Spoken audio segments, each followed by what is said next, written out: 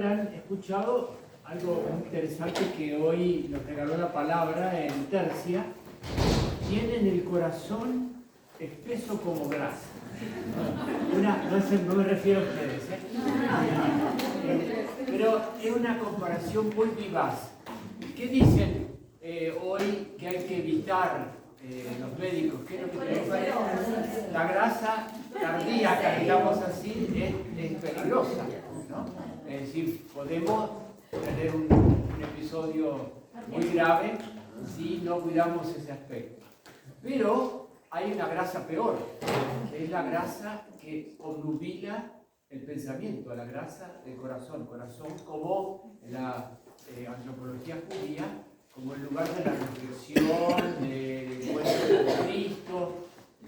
Hay una grasa que impide, la grasa del pecado, impide que la vida espiritual funcione bien, que nuestra interioridad funcione bien. Así como la grasa material nos puede provocar un infarto, ¿no? La grasa espiritual nos provoca un infarto espiritual, ¿no? De vida cristiana. Muy interesante ese salto. Para recordar simplemente, entonces, en el epílogo, San Benito nos dejó explicado lo que él piensa de su obra, lo que él mismo piensa. ¿Y qué piensa? En primer lugar, mínima. Mínima regla de iniciación. Eso es lo que él piensa. ¿Qué quiere decir esto? ¿Que él no le daba importancia a la regla? Bueno, el padre de Bogué dice que es una interpretación que para Benito lo más importante de su vida, según los diálogos, era el monasterio de Montecassino, no la regla. Y eso humanamente se entiende. O sea, le importaba no al edificio, como decir, la comunidad que él había fundado. Ahora, cuando decimos mínima, no es que él no tuviera en consideración o le diera un valor secundario, sino que es una regla abierta, no cerrada.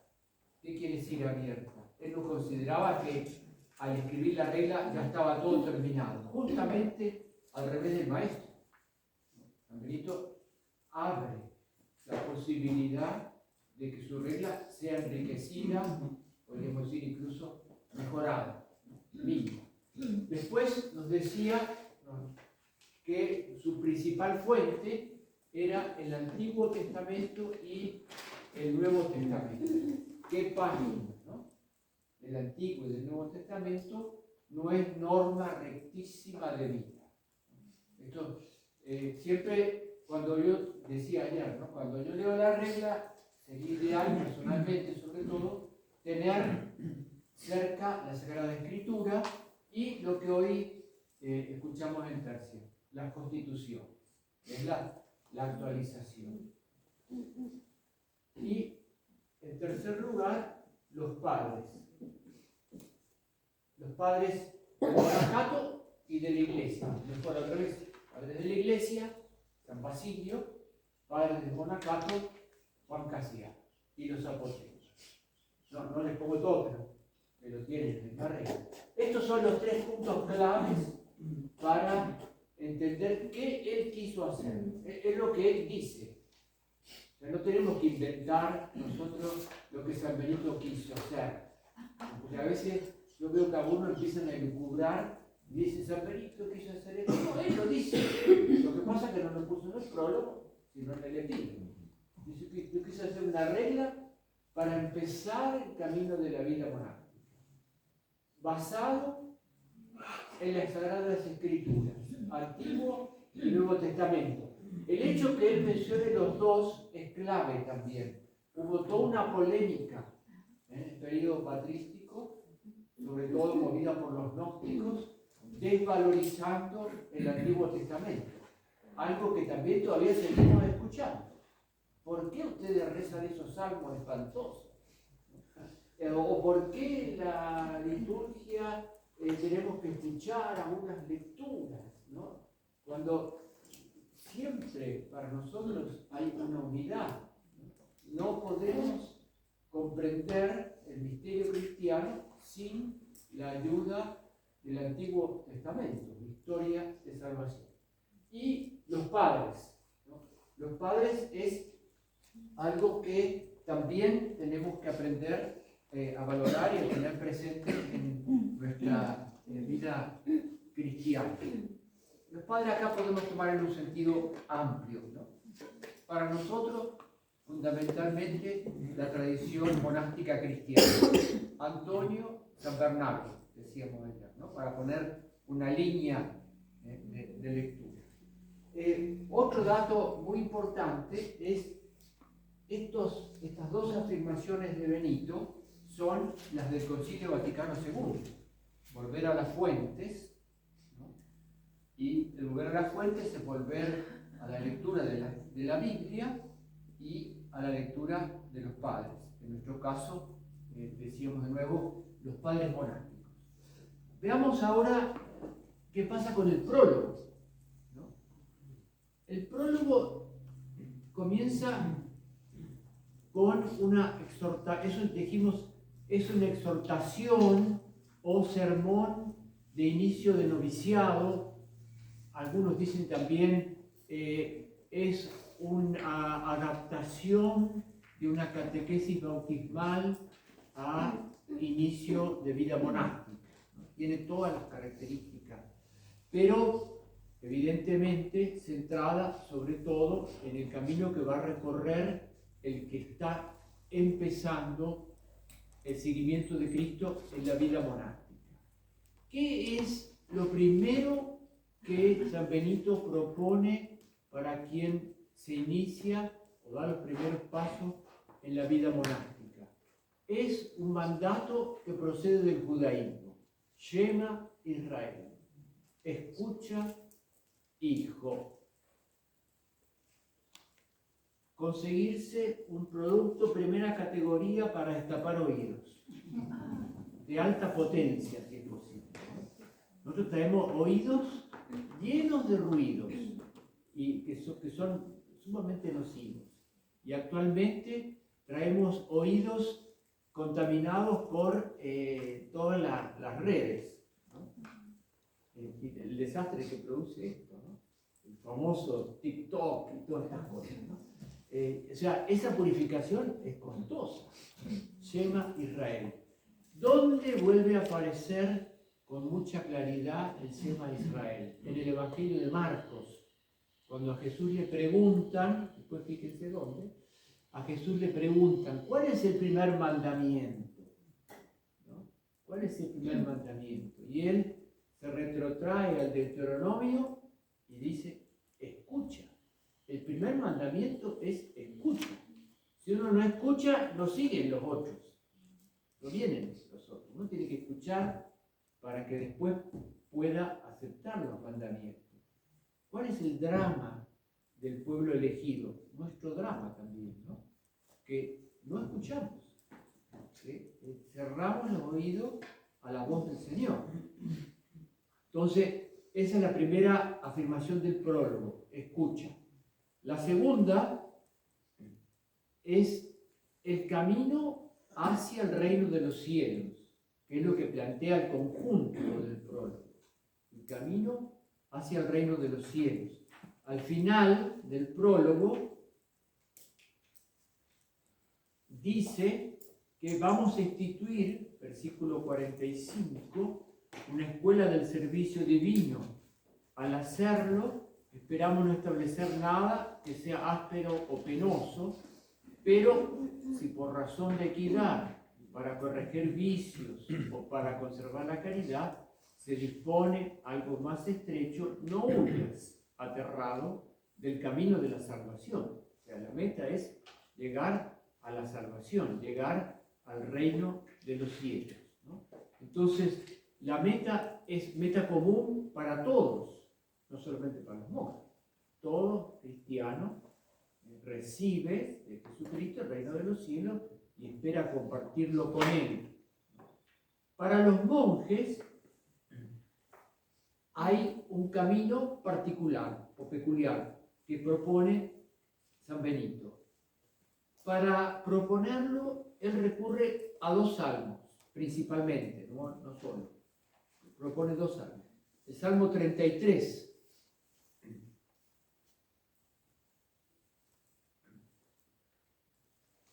Vamos al versículo 10 del prólogo.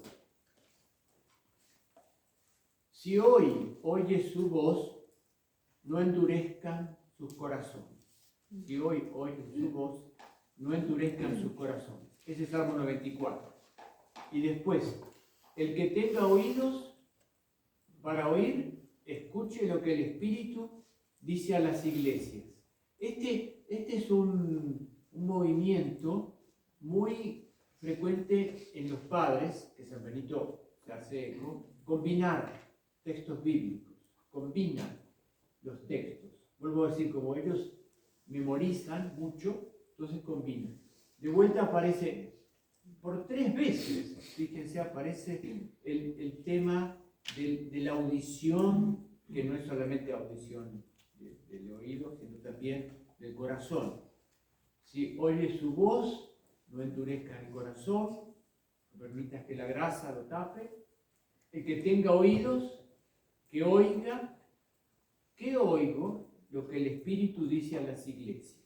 Y ahí aparece el Salmo 33.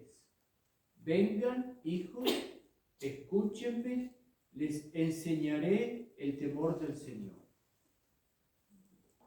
El temor del Señor no es miedo, es el temor, ¿no? Inicio de la sabiduría. Temor de perder el regalo de la salvación. Corran mientras tengan la luz de la vida, para que no los sorprendan las tinieblas de la muerte. Y luego retoma, un poquito más adelante, versículo 15, el Salmo 33. ¿Quién es el hombre que quiere la vida y desea ver días felices? ¿Quién quiere la felicidad? Entonces, Benito contesta con el Salmo. Si quieres poseer la vida verdadera y eterna, reino de los cielos, guarda tu lengua del mal, tus labios no hablen con falsedad, apártate del mal, haz el bien, busca la paz y síguela. Acá se va delineando ya cada vez más claramente el carisma, que es la pureza de corazón, decíamos, ¿no? Guardarnos de todo aquello que obnubila, hace imposible la pureza de corazón. Hablar mal, hablar con falsedad, obrar mal y en cambio hacer el bien y buscar la paz. Casiano, al final de su explicación, su transmisión de un sermón sobre la humildad, lo va a poner esto con las 3 expresiones que yo creo que son más claras para definir qué es lo que debe entenderse por pureza de corazón o como inicio de pureza de corazón. Ver lo que se debe ver, escuchar lo que se debe escuchar y hablar lo que se debe hablar. Nosotros hacemos siempre al revés. Vemos lo que no tenemos que ver, escuchamos lo que no tenemos que escuchar y hablamos de lo que no tenemos que hablar. Ese es el gran defecto, ¿no?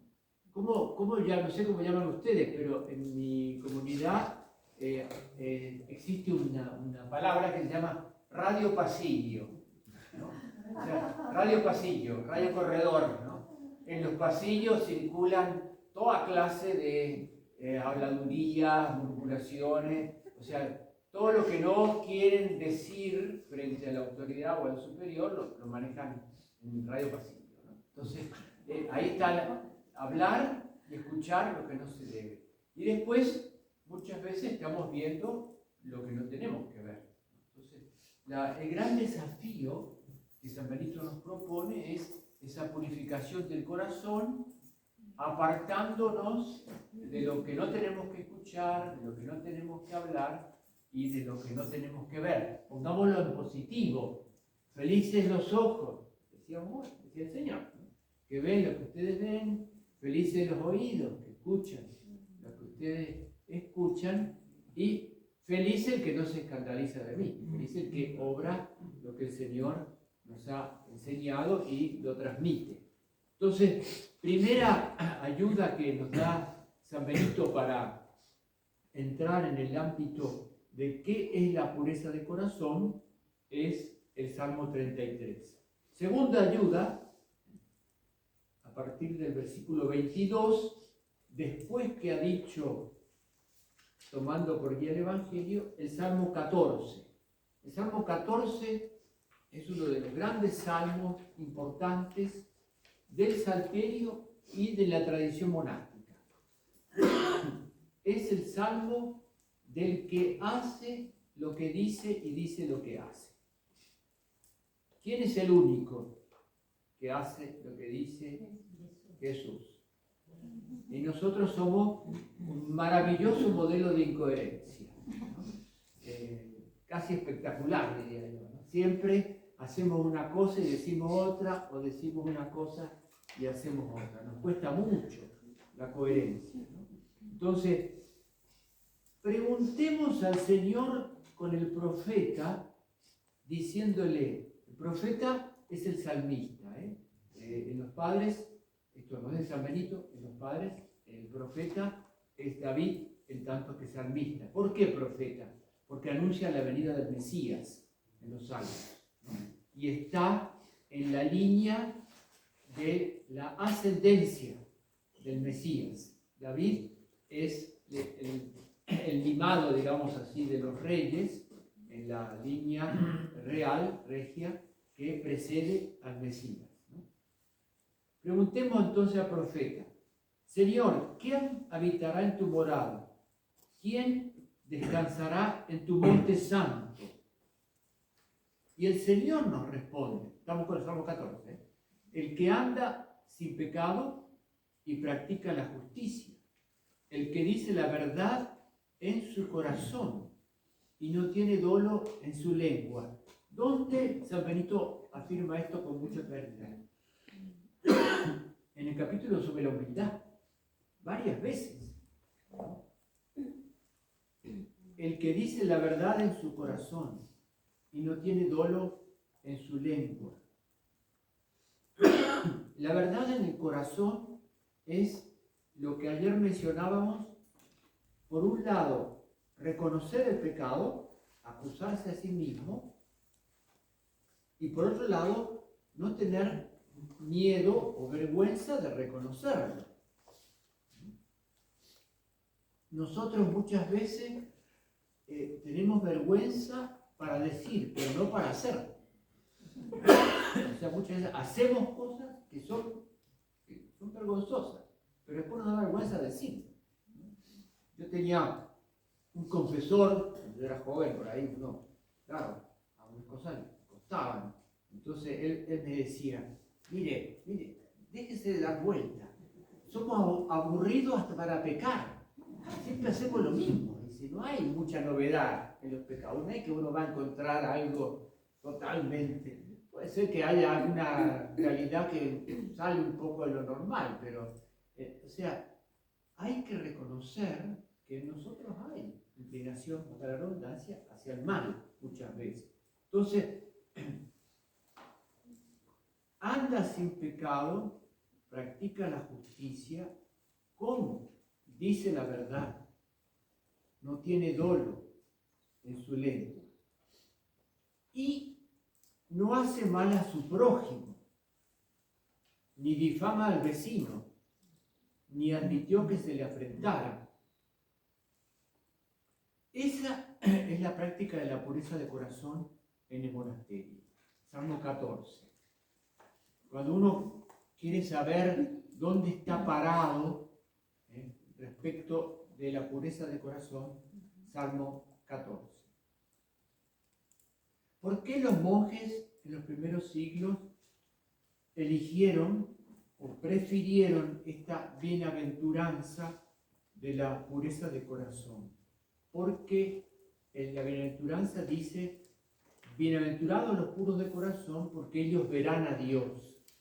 Pero tengan cuidado, no quiere decir que, Padre, yo ya practico esta bienaventuranza, estoy hecho. No, tenemos que practicar todas.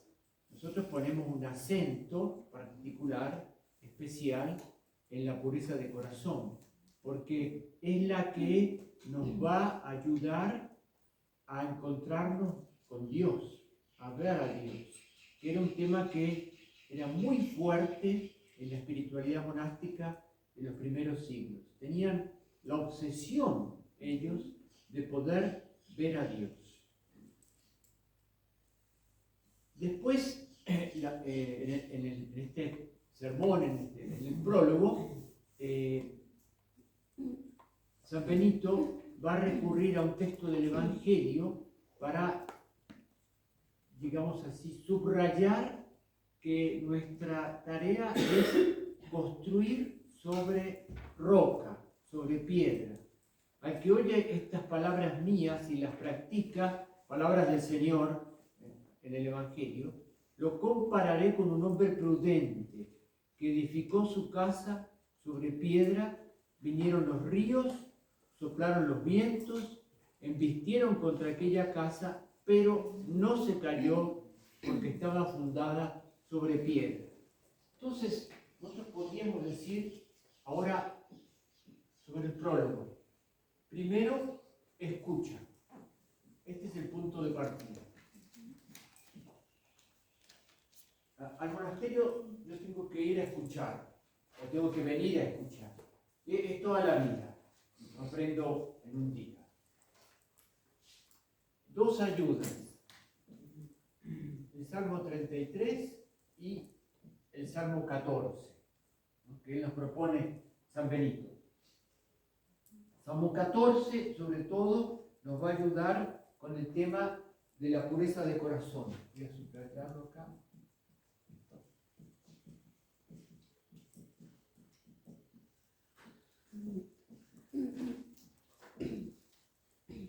Hay una meta, que es lo que propone San Benito en esta exhortación, el reino de los cielos.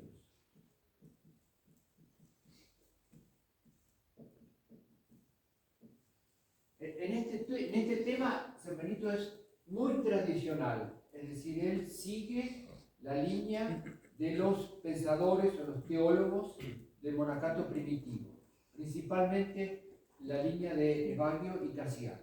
Reino de los cielos es la meta. Y hay, yo lo voy a llamar con lenguaje contemporáneo, hay un carisma que es la pureza de corazón. No lo llaman así los autores antiguos. Esta es una forma de hablar del Vaticano II. ¿Cómo? De carisma, sí. ¿Por qué digo carisma? Lo específico nuestro, ¿no? O sea, el trabajo del monasterio consistirá en trabajar la pureza del corazón, ir haciéndonos coherentes. Me gusta insistir sobre esto porque no está claro el carisma. Yo no sé en qué vuelta de camino se perdió el carisma. Y entonces hay mucho desparramo a veces, perdonen la expresión, o sea, mucho desorden, ¿no? No sabemos para qué lado ir, ¿no?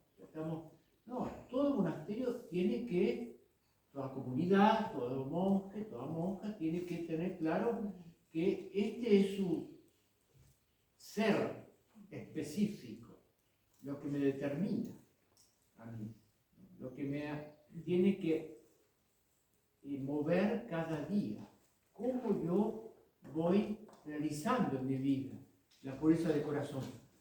Si prefieren, ¿no?, porque puede ayudar, pongamos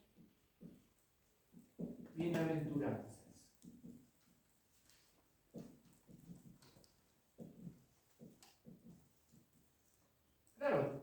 alguien puede decir, todos los cristianos tenemos que practicar las bienaventuranzas. ¿Está bien? ¿De acuerdo? No hay ninguna duda al respecto. Pero nosotros le ponemos un acento especial, particular, a la pureza de corazón. ¿Por qué? La pregunta puede surgir también. O sea, surge. ¿Por qué? Porque nosotros deberíamos tener una obsesión que es ver a Dios, contemplar a Dios. El porqué del carisma es porque yo quiero contemplar a Dios. Es lo que algunos autores van a llamar la oración pura. Y esto se va a ir retomando, ¿no? en toda la tradición monástica, cristiana. Y lo tienen en los padres cistercienses, sí, muchísimo, ¿no?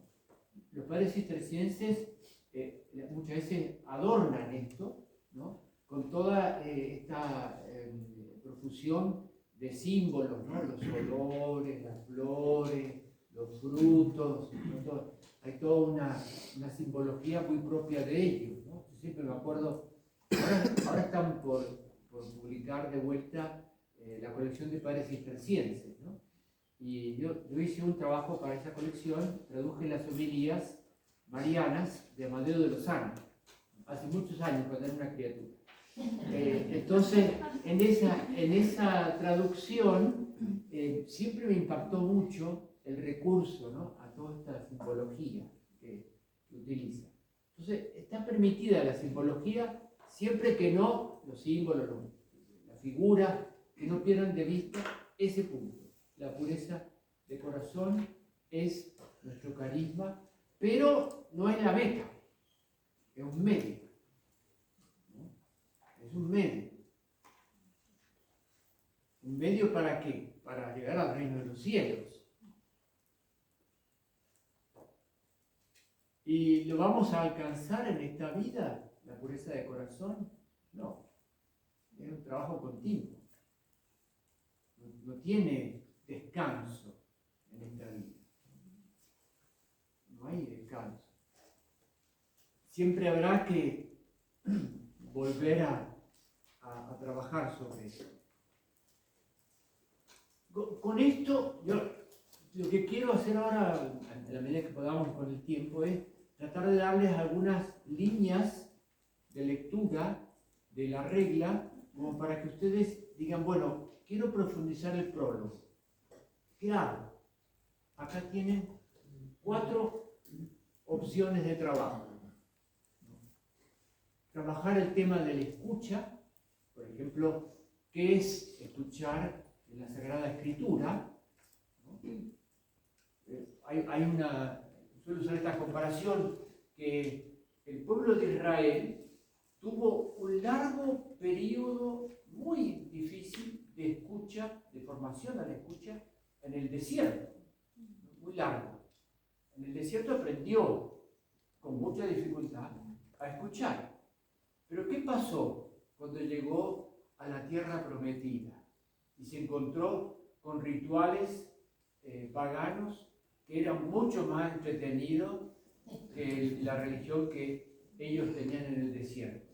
Y se lanzaron a los ídolos, ¿no?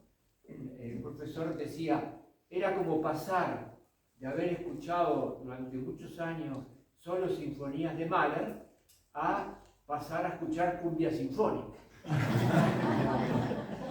Claro, era mucho más entretenida, era mucho más glorioso todo lo que había, estos rituales paganos, nosotros los conocemos un poco más hoy, eran entusiasmantes, con ceremonias, bueno, había de todo, bueno, entonces, sí. ¿Por qué nos permite? ¿Qué cosa? Que nosotros que nada más sea mucho más fácil dejarnos llevar por el maligno engañado que seguir su camino. Dios nos permite, Él nos deja utilizar nuestra libertad. Entonces, si nos quita la libertad, Él no obliga. No, de eso estoy segura. Entonces bueno, Pero hay mucha mayor facilidad para irse con el enemigo que quedarse con él. Bueno, pero Porque es diferente. entonces, claro, pero si el Señor no se regala. Es decir, no es que me da caramelitos para que yo vaya con Él. Al contrario, me prueba. A ver si yo realmente lo elijo a Él o elijo los caramelitos. Claro, ese es siempre contracorriente. Claro, exacto. Ese es el gran desafío. Si no podríamos, justamente, ese fue el problema del pueblo, lo que estaba diciendo, el pueblo de Israel. Llegó y se encontró con una religión que le llenaba la vista, el oído y otras cosas, porque había de todo, vino, etc. ¿no? Bueno, ahí está el gran problema. También para América nuestra, cuando uno va, por ejemplo, en Perú, al santuario Pachacamaca, santuario digo porque para los incas lo era, o sea, el templo del sol, y tenían sacrificios humanos. Y eso era algo que sin duda concitaba, la gente se reunía, impresionaba. Es mucho más fácil que hablar de Jesucristo. Bueno, ese es el gran desafío. Entonces, escucha. Después, los salmos, ¿no? Estos dos salmos pueden ser también un medio para profundizar nuestra percepción de la pureza de corazón. El tema del reino de los cielos, un tema central en el Evangelio. Porque nosotros tenemos también que recuperar un poquito más o mucho más en nuestra vida monástica el reino de los cielos. No perder de vista. No es el monasterio el reino de los cielos, eso está claro, ¿no? Eso lo tenemos claro. Pero añoramos el reino de los cielos. Ahora, hay muchas realidades que los monasterios apuntan, desde siempre, a recordarnos el reino de los cielos, ¿no? Tal vez no en nuestros monasterios más nuevos, pero en los monasterios antiguos había muchas indicaciones de esto, a través del arte, de la arquitectura, etc. En nuestros monasterios más nuevos puede ser a través, por ejemplo, de la creación, la naturaleza, ciertos trabajos, etc. Y finalmente, tal vez lo que más tenemos que prestarle atención a las bienaventuranzas. Recuperar las bienaventuranzas. Esto tiene que... En última instancia, si ustedes lo congregan, dice, bueno, ¿cómo unificamos esto? ¿Cómo ponemos que esto pueda ir todo junto?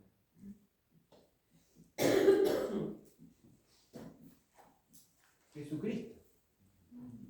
¿Cómo lo unificamos? ¿A quién escuchamos? A Cristo. ¿Quién nos enseña? ¿Quién habla en los salmos? Esto es fuerte en los padres. San Atanasio, Carta Marcelino. ¿Quién habla en los salmos? Cristo. ¿No?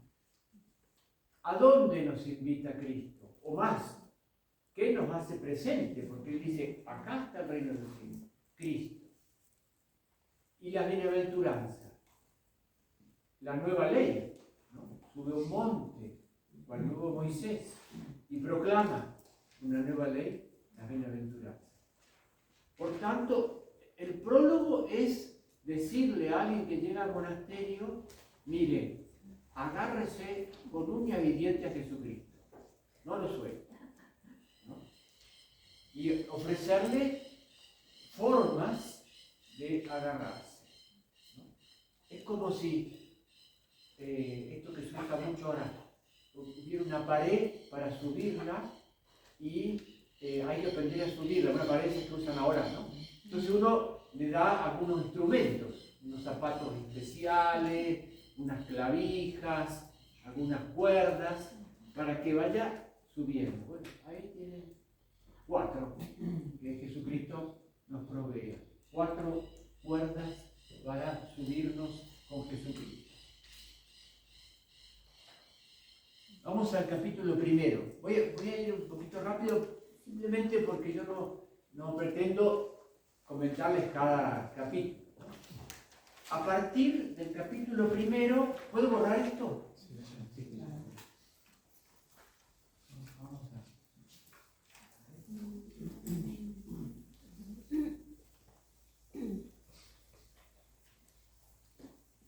Ustedes pueden poner, estos son como grajeas para comprender la regla de San Benito. Una especie de paracetamol benedictino. Después tenemos entonces los capítulos 1 al 7, que el padre de Bogué llamó el arte espiritual.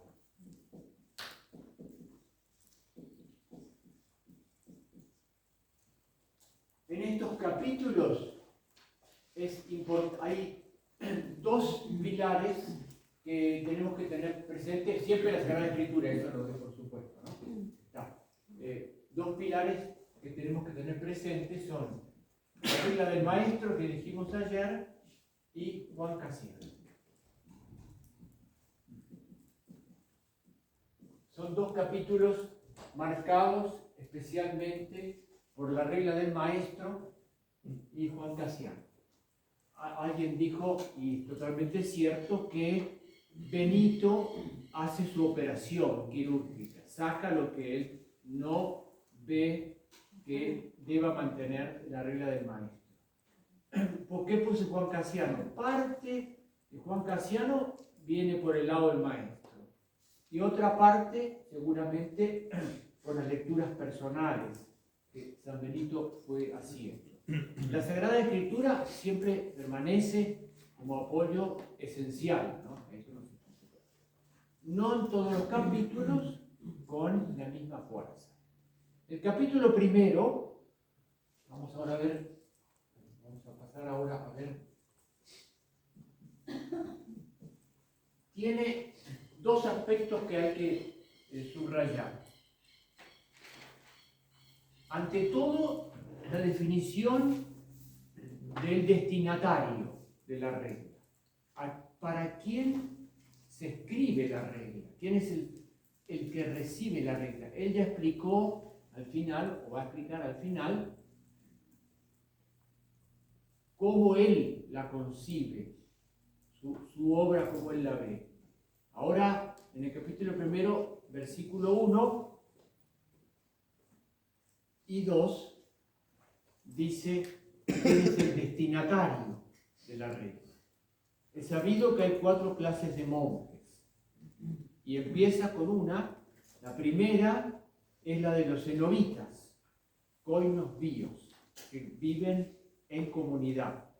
Es una transliteración, ¿no?, del griego. Cenobitas no es un término latino. Ustedes saben que el latín cristiano es una invención, entre comillas, de los cristianos. O sea, existía un latín clásico, pero que no tenía el vocabulario necesario para explicar temas bíblicos o temas espirituales. ¿Por qué no lo tenía? Porque no había una Biblia en latín. Había traducciones, ¿no?, pero no una Biblia completa. ¿Y qué pasaba, en cambio, en el ámbito oriental? Los griegos tenían una Biblia ya traducida, incluso antes de Cristo. Entonces, eso marca una diferencia. Cuando tienen que empezar a pasar estas palabras de la Biblia al ámbito cristiano, algunas las tienen que traducir y otras las transliteran. Por ejemplo, iglesia. Iglesia no es una palabra latina, ¿no? Es una palabra que proviene del griego. Y lo mismo pasa con cenobitas. Entonces dice, la primera es la de los cenobitas. Y ahora los define. Acá viene la definición de sus destinatarios, porque Benito escribe para cenobitas. ¿Quiénes son los cenobitas? Fíjense, los que viven en un monasterio, un lugar.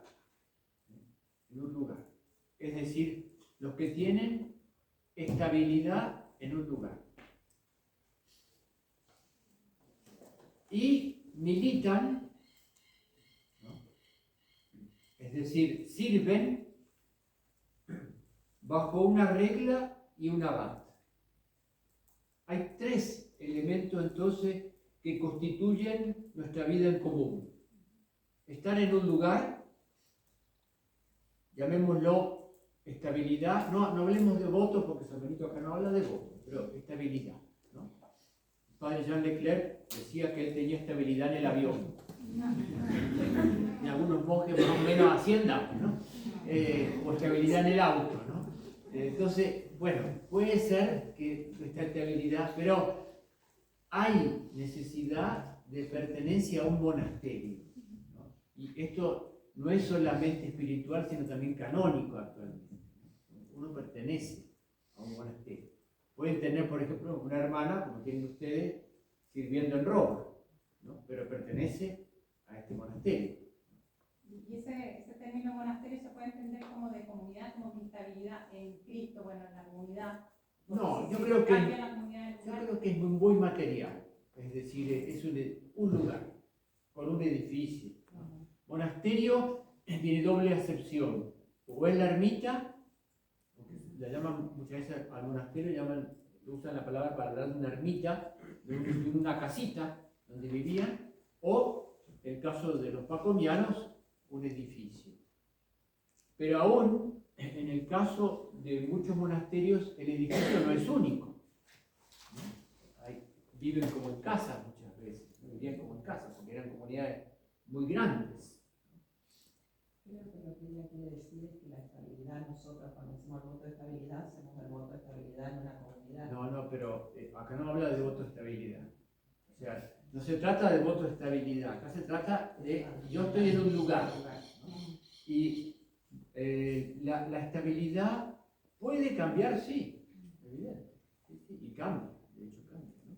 Entonces, San Benito lo que dice es que vivimos en un lugar que llamamos monasterio, puede ser una casa, una carpa, o, bueno, el padre Jorge decía que cuando entró en su monasterio, vuestro capellán, había monjes que estaban en carpa porque no había lugar adentro, ¿no?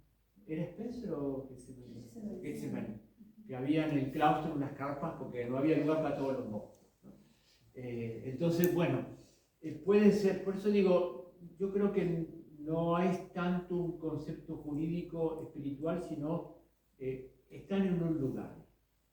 Yo lo vinculo más, o debemos vincularlo más con una geografía y una cultura. Ese es el sentido que tiene. Con una geografía y una cultura. Geografía, estamos en Chile, ¿no? En el sur de Chile, en X región, y con una cultura chilena. Sí, que tiene su cultura propia, evidente, el color y ya, claro, ¿no? En una serie de... Entonces, ese es el sentido monasterio, ¿no? El monacato, eso yo lo subrayo, alguna vez lo presenté en algún curso hace muchos años. El monacato tiene una vinculación geográfico-cultural, social, y eso explica ciertos fenómenos. Por ejemplo, un fenómeno que a mí me impresiona mucho es el del monacato copto, Chenute.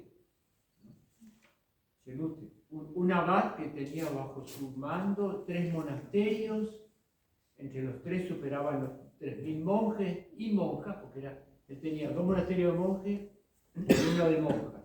Nunca vivió en la comunidad, vivía en la ermita afuera y se manejaba, y manejaba con cartas, y fue abad por más de 80 años.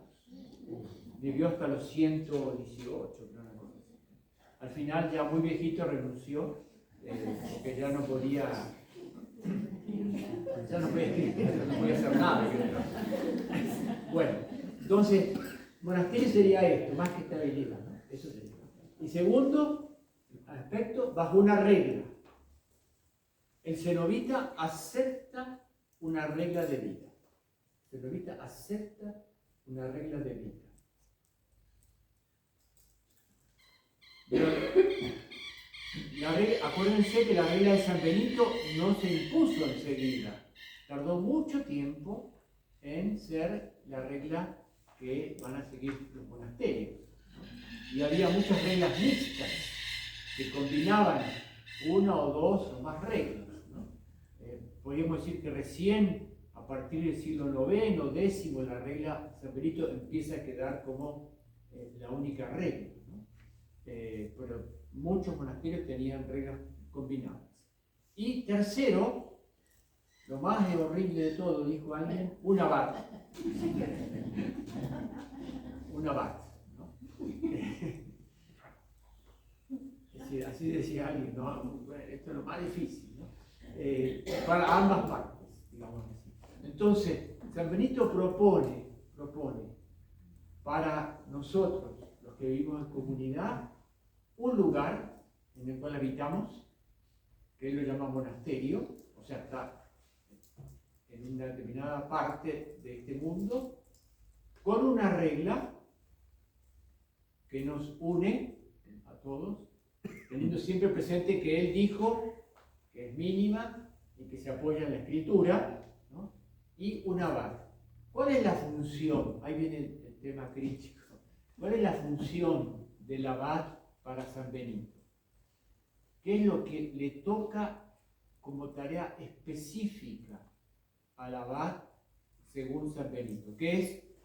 Son tres, fíjense que son tres los elementos que van en la definición, ¿eh? Y es importante porque uno elige en qué lugar va a ingresar, ¿no? Uno puede elegir, ¿no? A veces habrá que discernir y clarificar, pero uno elige. También, al elegir el lugar, uno tiene que aclararle a la persona que tenemos una regla. Y lo que no se está haciendo a veces, hay constituciones. Usted tiene que aceptar lo que estas constituciones dicen. No hay que ocultarle las constituciones, hay que de entrada enchufárselas. Porque si no, después van a decir, pero usted no me dijo eso. ¿Dónde está escrito? ¿No? Tienen que ir juntas las dos. ¿Y por qué? Porque la Iglesia, sabia madre, me dice que yo haga esto, que yo no le dé la regla sola, porque le faltan elementos, no tiene elementos que la Iglesia exigió. Y entonces, ¿cuál es la función del abad, del superior, digamos, según San Benito? Aterrizar la regla. Es el intérprete de la regla. Es el intérprete de la regla. El que se ocupa de explicar la regla, de interpretar. Con todas las advertencias que él le pone, que son muchas. Pero es el intérprete autorizado de la regla. El trabajo más nocivo que tiene el abad, más insalubre, es interpretar la regla. Es decir, ¿en qué? Bueno, usted me dirá, pero bájelo a la realidad. ¿Qué es interpretar la regla? Según San Benito siempre. O sea, porque alguien puede decir, yo entiendo que el abad interpreta la regla, pero ¿qué consiste así, en el día a día, que interprete la regla? Saber las cosas que tienen que vivir cada uno. Por ahí vamos, pero tiene un nombre. Organizar su monasterio. Discernir, discrecio, eso es lo que dice San Benito, no yo. Es decir, discernir si hoy le doy vino o no le doy vino. Discernir si hoy les dejo comer 4 platos en lugar de 2. Discernir si se pueden quedar a dormir 1 hora más o no. Es un discernimiento continuo. Discernimiento continuo. Voy a poner un ejemplo más atroz. Cuando uno lleva muchos años a abad, los monjes lo conocen y saben cuando uno está más o menos en condiciones y cuando no. Entonces, por ejemplo, hay algo que el abad Bernardo también lo decía, cuando él era abad general. Uno cuando, por ejemplo, está por viajar, está ya con las manijas en la mano en su habitación y viene. Yo mañana tengo que ir a tal lado, después viene otro. Pasado yo debería. ¿Por qué hacen eso? Los monjes saben por qué hacen eso. Porque uno está débil. van con otra cosa. Entonces piden permisos que saben que deberían haber pedido antes, porque lo tenían claro, porque saben que uno no va a decir que no, o no saben cómo decir que no. El abad Bernardo decía que él salía por la cocina en la época del fax, porque llegaba un fax con un pedido de una dispensa, y claro, ¿qué hago? Estoy viajando y no voy a poder contestarle, tenía un cargo de conciencia. Entonces iba por la cocina. Es decir, el discernimiento, ese es el gran desgaste que tiene el abad, ¿no? Convoco, no convoco al consejo o al capítulo. Hay temas que los tengo que hacer por constitución, pero hay otros que no. Y tal vez digo, no digo, etc., ¿no? Es muy amplia el espectro, ¿no? Muy amplio. Uno, por ejemplo, propone determinados nombramientos, ¿no? Pero muchas veces se puede equivocar o tiene que escuchar y discernir, y nosotros sabemos que muchas veces también el discernimiento se juega en temas muy básicos, muy básicos. No nos compró frazada nueva y está terrible, ¿no? Cosas así que son, uno dice, pero Dios mío. Bueno, es parte de todo esto, pero es claro, fíjense, que Benito dice, un lugar es más que un voto de estabilidad, es el compromiso con una tierra concreta, una cultura y un pueblo determinado, ¿no? Eso está claro. Por eso en la fundación hay que preguntar al obispo, etcétera, etcétera, ¿no? Hay que ver el lugar. Hay un informe de la IEM que... ¿Usted quiere contar? Sí. Bueno, hay un informe de la IEM que señala que muchas fundaciones tuvieron que mudarse, ¿no? Porque faltó agua o el lugar, por ejemplo, en Colombia, el monasterio de Usme tuvo que mudarse porque la ciudad los invadió, etc., ¿no? O sea, hay muchas veces movimientos. Sí. Sí, pregunto, uno de los ejemplos así claros puede ser el monasterio de Tibirín. ¿Sobre qué? ¿Sobre el discernimiento? Sobre la opción de quedarse en la tierra, la cultura. Ah, sí, puede ser, por supuesto. Es un discernimiento comunitario en situación crítica, ¿no? Era situación crítica, evidente, ¿no? ¿Por qué? Porque había peligro, ¿no? Para la comunidad. Entonces, hay un discernimiento siempre, ¿no?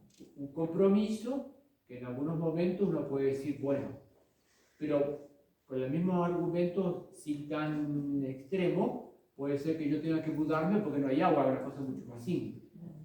Es decir, el compromiso con el lugar, en muchas ocasiones el Señor me puede decir, no, acá usted está muy bien, pero le falta algo, ¿no? Esto vuelvo a decir, siempre va a ser delicado, ¿no? Ahora, justamente la tarea del abad es llevar a un discernimiento que, siendo comunitario, él lo promueva, ¿no? Lo promueva o lo ayude. Entonces, bueno, acá tenemos esto, lo más importante del capítulo primero son estos dos primeros versículos. Yo escribo para cenobitas, después lo reafirma, y digo, cenobita es el que vive en comunidad, ¿no? En un monasterio, bajo una regla y una abad. ¿Por qué? En comunidad porque dice cenobita la palabra, ¿no? Lo tiene. Claro, sí. Padre, una pregunta, así como habla de la función del abad, ¿alguna función de los monjes respecto al abad? Sí, por supuesto. La función, en lo que dice San Benito, después lo voy a poner en el capítulo 3, es aportarle luces, ¿no? Ayudarlo en el discernimiento. Esa es la función de la comunidad. ¿Sí? Ayudar, ¿en qué sentido? No poner trabas, sino ayudas. O sea, no ir a evitar el discernimiento, sino facilitarlo, ¿no? Esto lo desarrolló muy bien en su momento el cardenal Pironio, cuando él iba a los capítulos generales, él daba algunas indicaciones. Y una indicación muy importante era que tenemos que ir abiertos al espíritu. ¿Qué quiere decir abiertos al espíritu? No ir a defender mi posición, sino abrirme al espíritu y convertirme a la comunidad.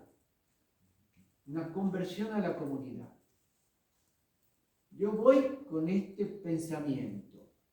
Bueno, vamos a escuchar también. Ahí va a entrar la escucha. ¿Qué piensa la comunidad?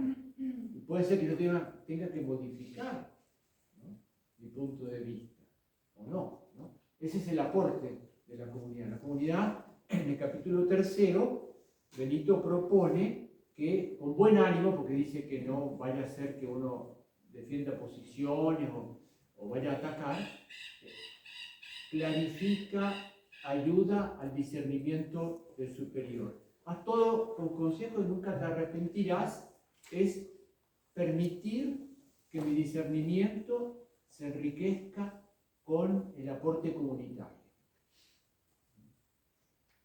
No siempre es fácil esto, ¿no? Estamos hablando, siempre tenemos el problema que nuestra libertad tiene sus manchas, ¿no? Entonces a veces puede ser que uno vaya a defender algo. Y con esto terminamos, ¿estamos en horario? Hay un hecho importante en la continuación de la lectura. No lo lean como un capítulo histórico. Ese fue un error de mucho tiempo en la interpretación del capítulo primero. No es un capítulo de historia del monacato primitivo. Es un capítulo donde San Benito dice quiénes son mis destinatarios, primero, y segundo, dice, con una forma retórica, dice qué tipo de monjes o de monacato a él no le gusta. Considera uno muy valioso, la vida eremítica, pero para pocos, ¿no? Y otras dos formas donde faltan los elementos que él ha señalado, ya sea que falta la vida comunitaria, ya sea que falta la regla o que falta el superior, ¿no?, o que falta el lugar, compromiso con el lugar. Esas son las falencias, sobre todo los dos grupos que él más subraya, que son giróvagos y sarabaitas. ¿Aparecen en otros textos? Sí, Casiano los tiene y habla de estos grupos. En el monacato oriental esto no es tan así, ¿no?, porque sarabaitas y giróvagos existen, no con estos nombres. Hay un monacato idiorítmico en pequeño número actualmente, y un monacato de pequeñas comunidades, ¿no?, que también hoy empiezan a ser más numerosas y que habrá que pensar un poco en esto. Bueno.